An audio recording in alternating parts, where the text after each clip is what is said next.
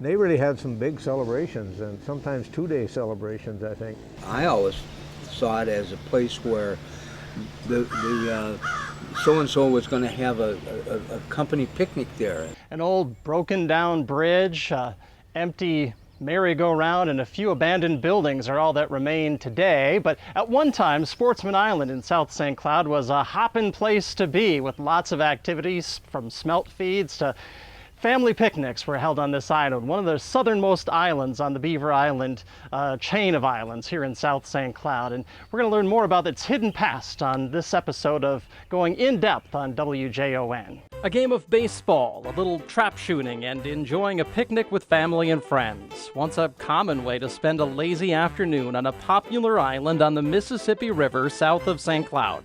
You know, the people would play ball, and they'd it's just they kind of like to walk around the island and think you're exploring. Yeah. But there were a lot of big parties. They did that a lot. For about 3 decades, Sportsman's Island was a bustling hub of activity. The St. Cloud Community Wildlife Club leased the 19-acre island from the St. Cloud Country Club and formally dedicated it in 1949 to long lines of curious sightseers.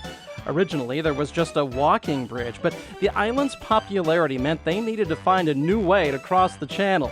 So 2 years later, in 1951, the club bought a bridge that spanned the Sauk River in White Park and moved it over to the island. And so they put that on there, and supposedly that was going to help it out. And basically, you can see the way it's run down. It caused more problems than it solved, I think. The island had all the amenities of any other park. There was the 100-foot steel building with a kitchen area, a ball diamond, merry-go-round, swing set, and more.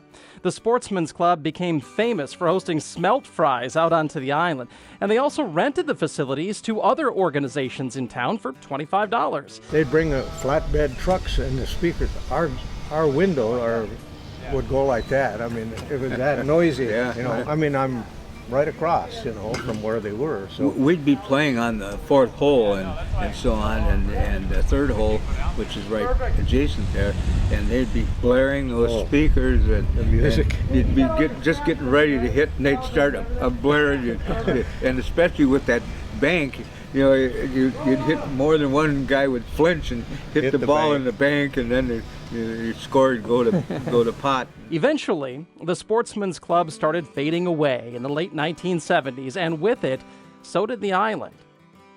I think people kind of took it for granted, and there were a few organizations that had a party there every year, but those kind of faded out, right. and so on. And now the only people that go there are people who really shouldn't be there. Today, hints of what used to be remain. The steel structure of the road bridge, shells of several graffiti-filled buildings, the backstop, a sad-looking merry-go-round. St. Cloud Country Club General Manager Tom Olson says they've talked about ways to revive the island, and at one time even had it part of their master plan. There's been a golf course master plan when we had a golf course architect come out and take a look at the course and doing things like that. He did walk the island and had a proposal to put 2 holes on this island and kind of reroute the course in that way. And I think that's a little bit of a far-fetched dream for the club at this particular point to develop 2 holes on here, although it would be exciting to see it come to fruition. The club has also considered forming some sort of a partnership with the city for a possible extension of the Beaver Island Trail with a picnic area and a recreation spot, but he says a lot of logistics would need to be worked out. There's a lot of operations parts of it that you'd have to really figure out, and where would people park, what would you do, how would you have them park. You have a residential area now that used to not be there, and they would be right in their backyards and doing those types of things. So there's some infrastructure challenges for sure of really trying to develop and do anything out here at this point. For now, Olson reminds residents the island is private property and it is trespassing to make your way out there, but he says he understands the curiosity that people still have about it. I mean, the biggest thing that we worry about are people coming out here and trespassing and getting hurt, because there's a lot of remnants around here that you can't see, and if they're coming out at night or they're trying to scale the bridge, things can happen, and we just recommend that you don't. Meanwhile, using the Beaver Islands as a recreation destination was not a new concept in 1949 when the Sportsman's Island opened. St. Cloud State University owns several of the islands, and they opened a biology lab on them back in 1933. They also included bridges, a playground, fireplaces, and buildings for camping. It's unclear when SCSU stopped utilizing their island facilities, but university articles about them ended in the early 1940s. Jim Maurice, WJON.